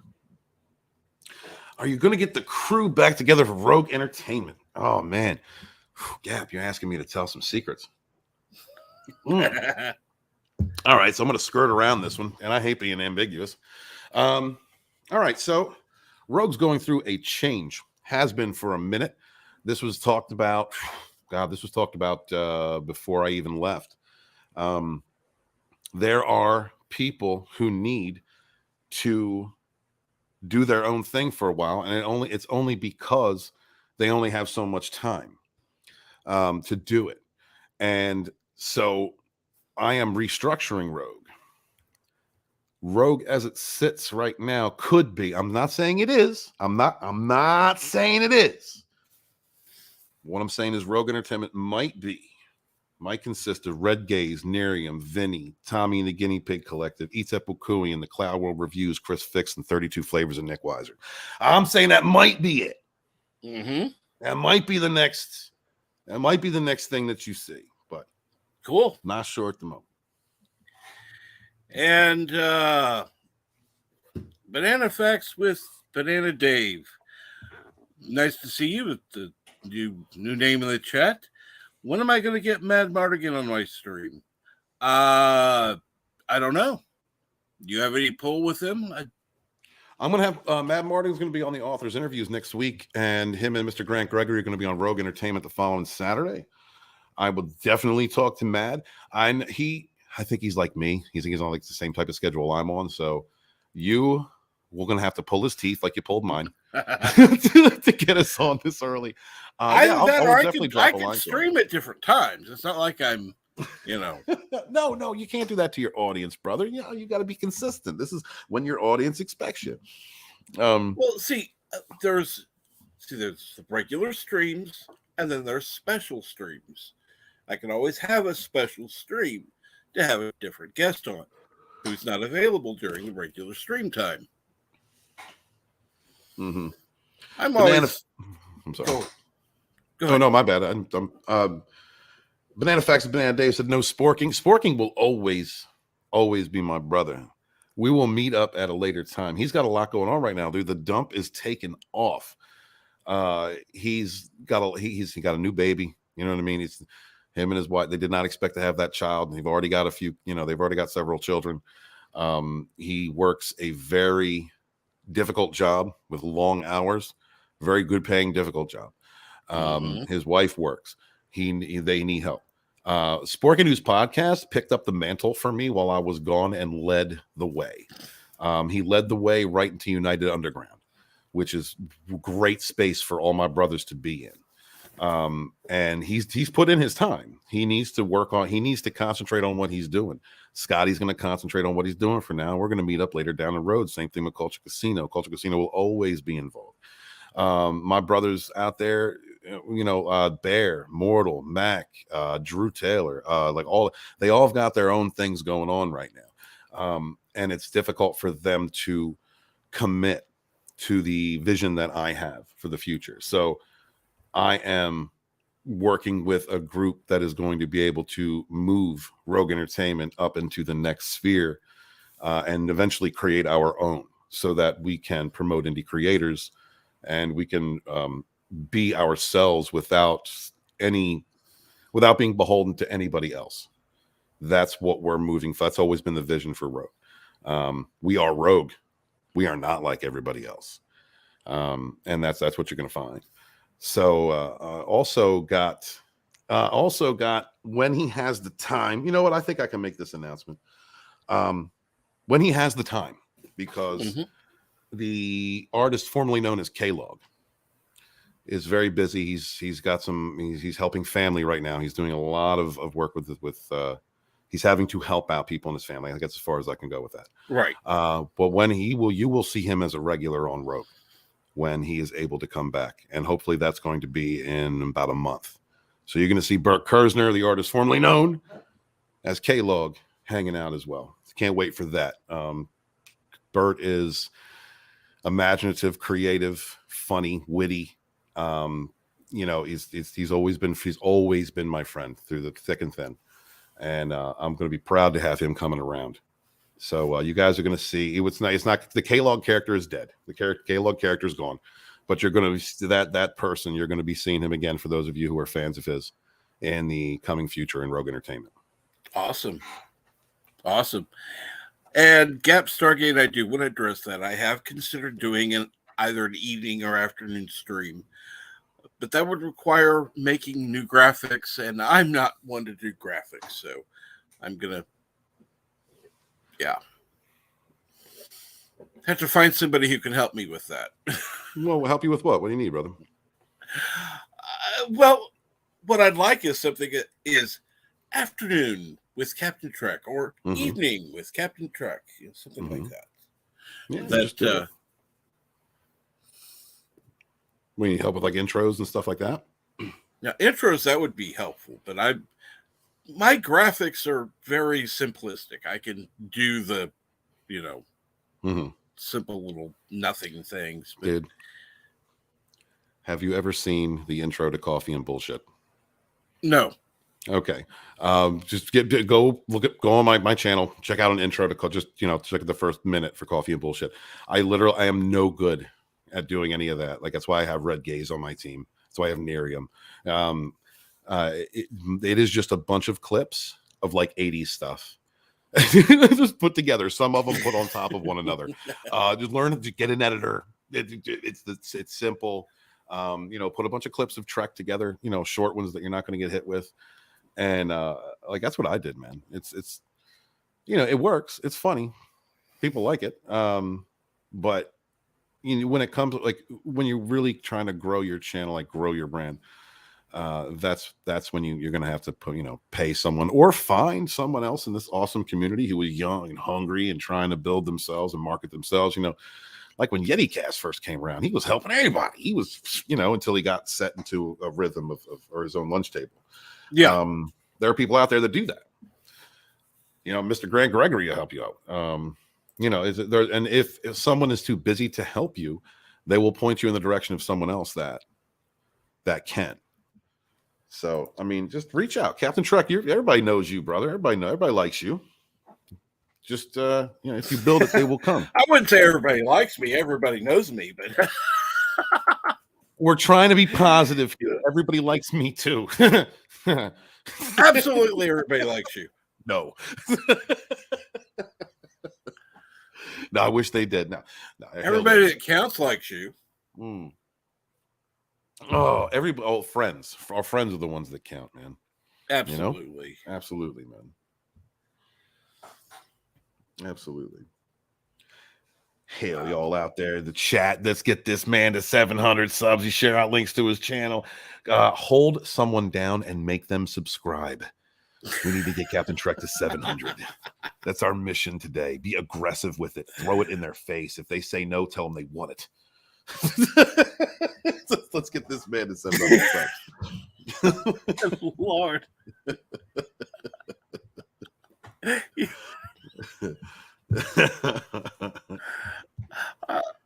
I can honestly beautiful say work still with 696. We're at 696. We need 4 more subs. We're at 696, y'all. Hail the chat. Y'all are awesome. Putting it out there. If it's your first time here, please hit the subscribe button, hit the notification bell, smash the like. 4 more subscribers. 4 more until we get Captain Trek to 700. Let's make this happen, y'all. This is what we do.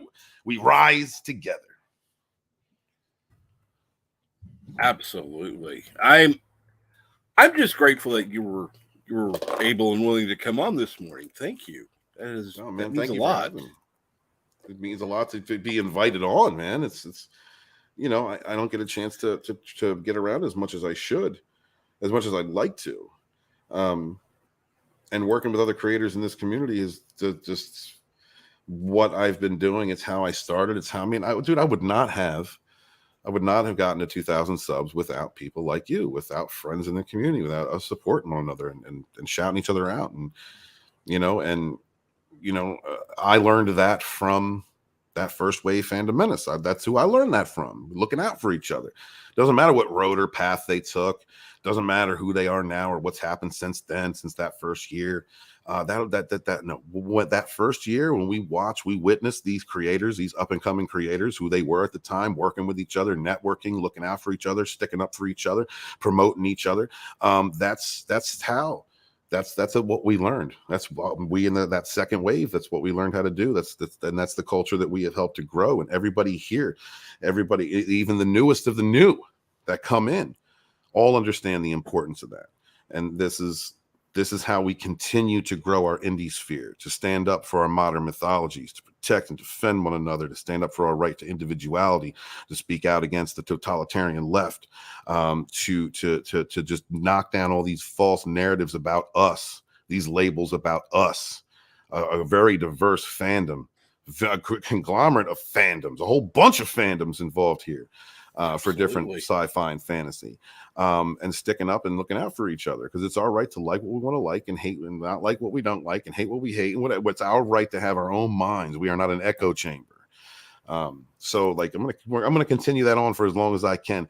The Fandom as a story never fades away. The last gasp is going to be support independent creators.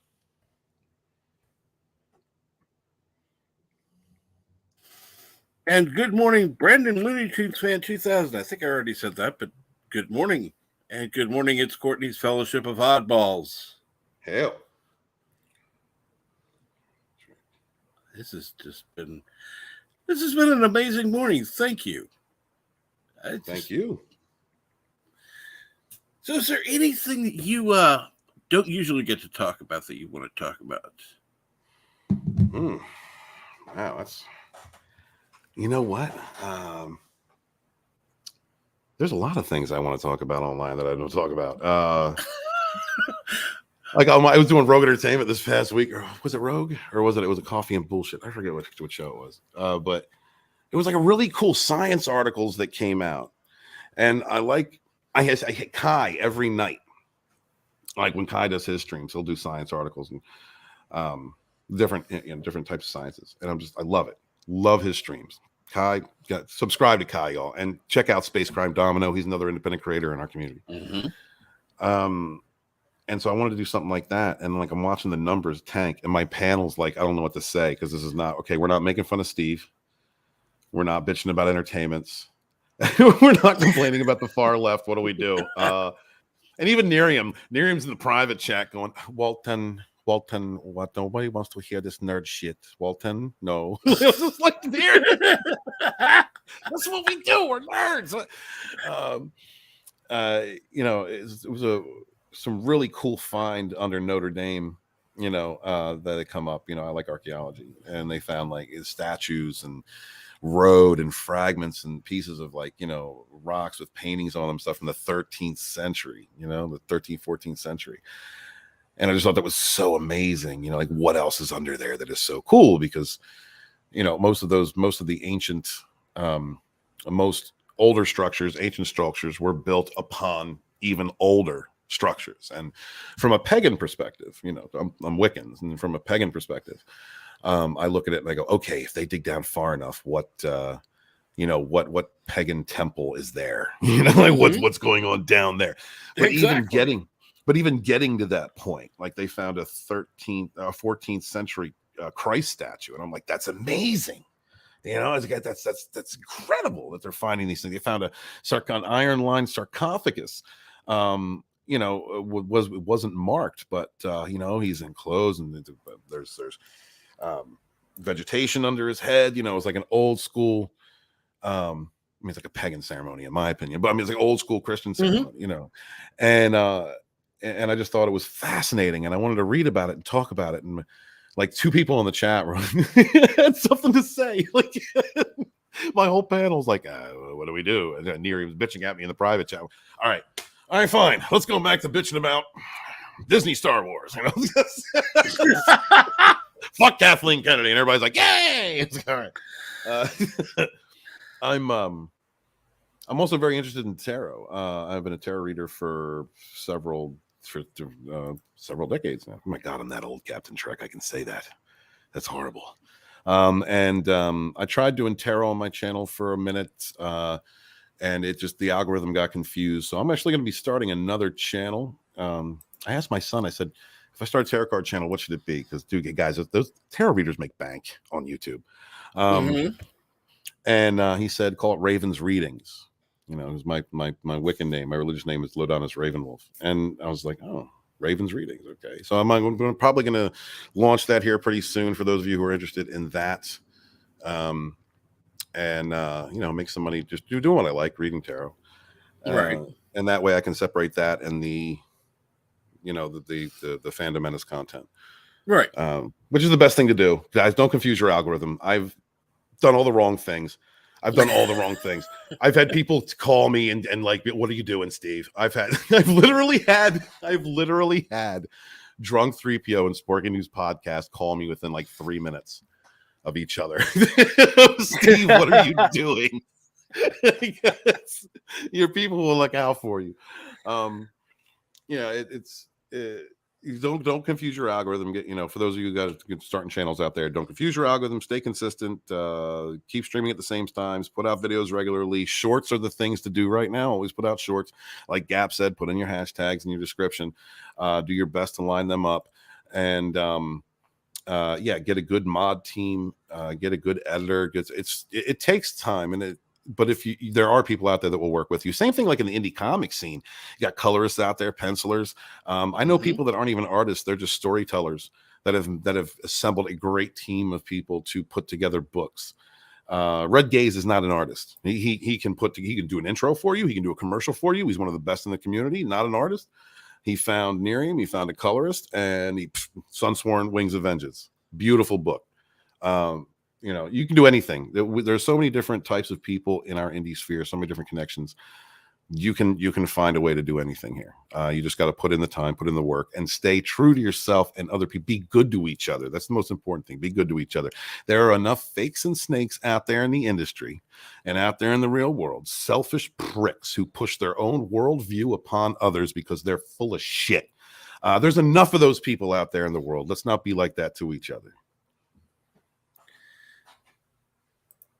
And Aussie Asmer Multi-Layered says, Captain Trek, as a pagan, burying things under roads is a normal thing. So yes, Walton is great. Yeah, it is. It's badass. You know, even if there's no pagan foundations, you know, underneath, which there probably is. You dig down far enough. You know, all the great sites, especially in Christendom, were appropriated from something else. You know, were built on top of something previous, which is not unlike other civilizations before them. In some places. It's not unlike, so it's not a new thing. But you know, just how do I put this? As a neo-pagan, a lot of the surviving texts and understanding of what the cultures I came from or that I honor were survived through Christianity, through the documentation of Christians. So I mean, like so there is a close tie between myself and that religion, even though I'm not a member of it. And so when something like this happens, I look forward to seeing what's in there, and it doesn't even matter if there's anything pagan found. But to me, it's all kind of it's an amalgamation. You know, Christianity is modern Christianity post Council of Nicaea. Is an amalgamation of European and Christianity, and it's so in that religion. So when I see those types of things being dug up, I'm excited. I am excited. I don't even care. It's like I'm seeing it. You know what I mean? Like the Jesus statue excites me as much as if they dug up a Celtic cross or something. I'll be like, oh my God, this is great. You know, like something from the Gaelic Druids. I'd be like, oh my God. You know. Yeah, it's I love archaeology. You know, I and whether it's from 1,000 years ago or something from 10,000 years ago, you know, like Göbekli Tepe. God, I wish we could get more information. I wish we could get more out of Göbekli Tepe, because that's like a 10,000-year-old city, right? So humans weren't supposed to be doing things back then. Bullshit. So. You know, we get to learn more, like the civilizations that survived the Younger Dryas, that survived the Great Floods, you know, are connected to the human civilizations that existed during the Ice Ages, before the Ice Ages. Who knows how far back humanity goes, and in what forms, and in how many different, because the Neanderthals weren't stupid. You had definitely Definesians out there. You know, who knows if Homo erectus wasn't walking around playing bowling, playing bowling with motherfuckers. Who knows what was going on, right? We look at human beings, look at themselves. The Homo sapiens look at themselves as being like the elitists. We're the best. We have the biggest brains, and we're the biggest this and the biggest that. How do we really know that? There could have very well been other civilizations, other hominids before us that were intellectual, that were intelligent, that built things. Like, how do you know? I think a lot of that has to do with the hubris of Western beliefs. That the cradle there was all of a sudden there was the cradle of civilization, and we invented farming and agriculture, and then in 6,000 years this is where we're at. Like, it's now then Göbekli Tepe shows up, and it's like, and it scares all the archaeologists and all the scientists who have built their papers based on the idea that the Earth's only 6,000 years old, or the fuck, our human history is only that old. And it just blows that out of the water. We should be exploring these avenues. All right. Machu Picchu was not built with a bronze axe. You know what I mean? Like, there's stuff out there.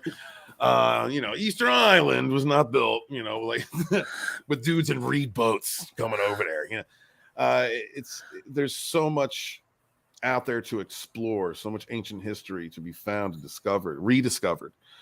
That would probably show us that, in my opinion, there were multiple hominids working together at the same time. And we're probably much more interbred in as far as the human race, or races, in my opinion.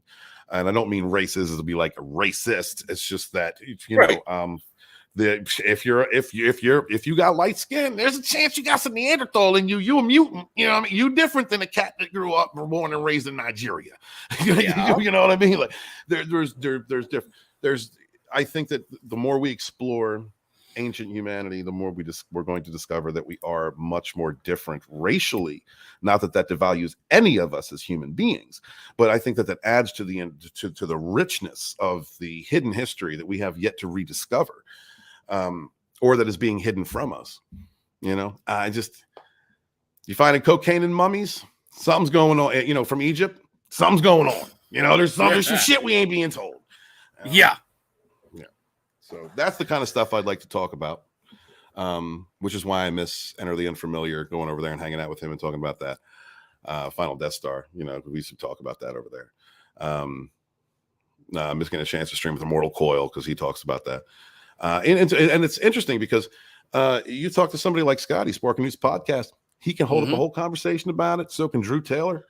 So can Bear Nerd Fun. You know, Etep Kuyan. There are people that can hold their own on topics that we don't really touch on and have a vast knowledge of. Bowling with Walton. You don't want to go bowling with me. I'm awful at bowling. I'll just drink. I might hurt somebody if I'm bowling. You know, I find it funny. It's like, well, you need to stream more. You need to stream more, Captain Trek. Oh, we need good mods for Walton. See, I could be a mod for Walton, but you're wanting me to stream all the freaking time. So how can I mod for him and stream? Make up your mind there, Cap. It's give and take, man. Give and take. You know, just do what you can.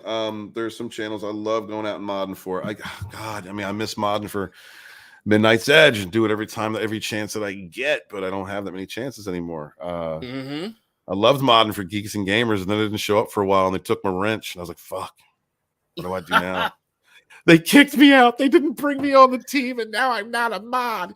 Yeah. I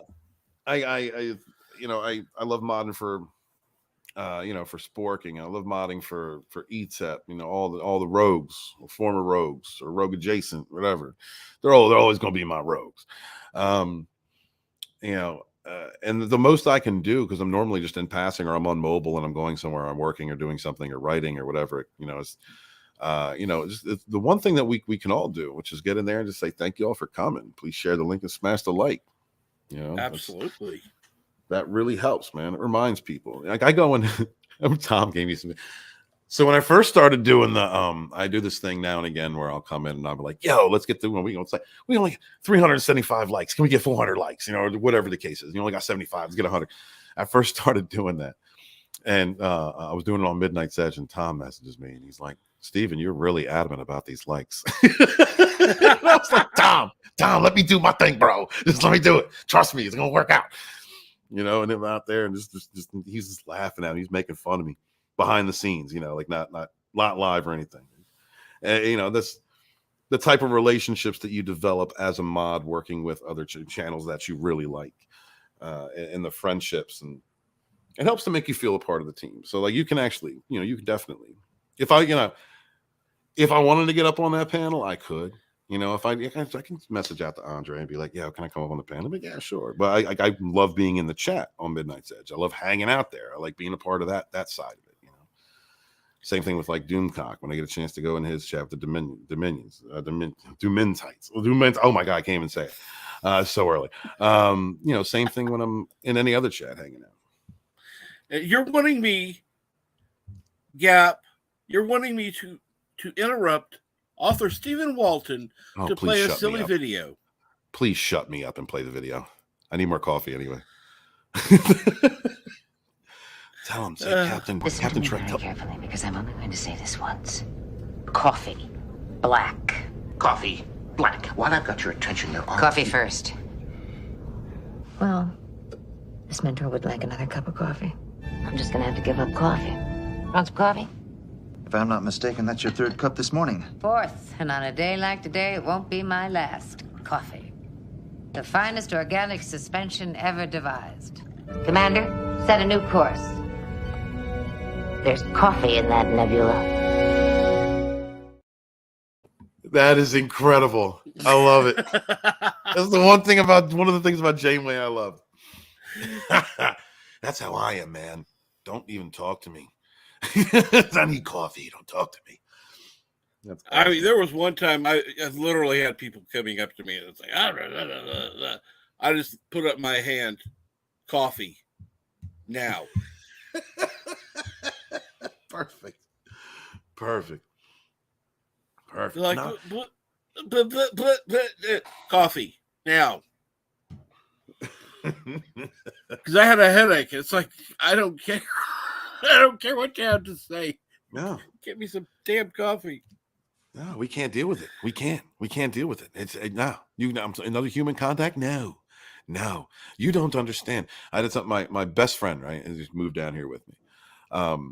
My brother, really, and we've known each other forever. And he is discovering now. He has discovered that I am a complete asshole, and I have to apologize for it. I'm like, dude, I can't. I'm sorry. I cannot function.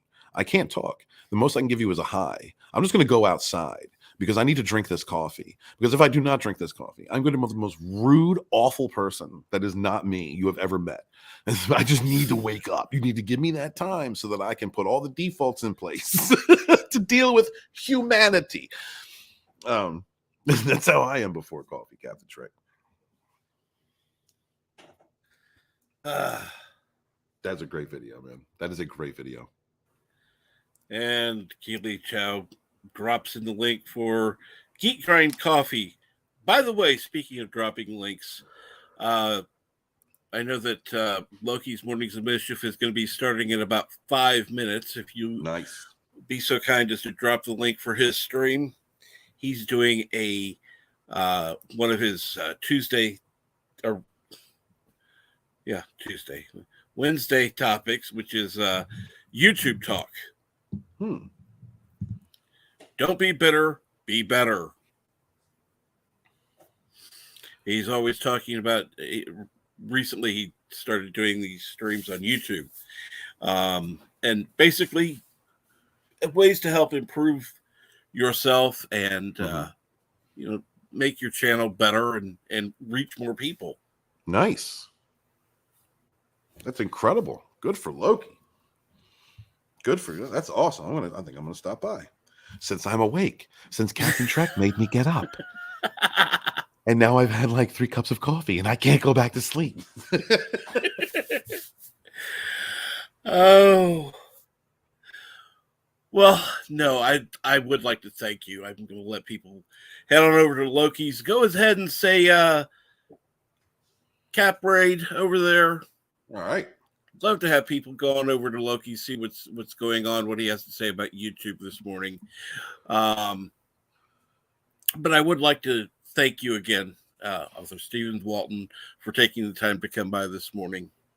And thank you for inviting me, Captain Trek. Thank you for being a steadfast member of our community, supportive, reaching out to other people, showing love, promoting one another. Man, thank you very much for being a part of this culture that we've created with one another, all of us collectively, of support and creativity and fostering fairness and protecting and defending our modern mythologies. I appreciate you, brother, and thank you very much for inviting me on. And I do want to play one thing before we leave. Remember, never let anybody tell you what you can and can't say, what you should or should not watch, because your silence gives consent. That is my man right there. That is my man right there. And that is my man. I love Tommy. He always pumps me up whenever I was like, you got to say it, Tom. You got to say it.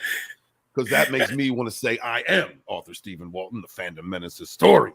You're a historian, born in the chats of the High Council with my brothers and sisters, fighting for our modern mythologies. Wash your hands, wash your ass, be good to each other. You suffer no fools. Peace.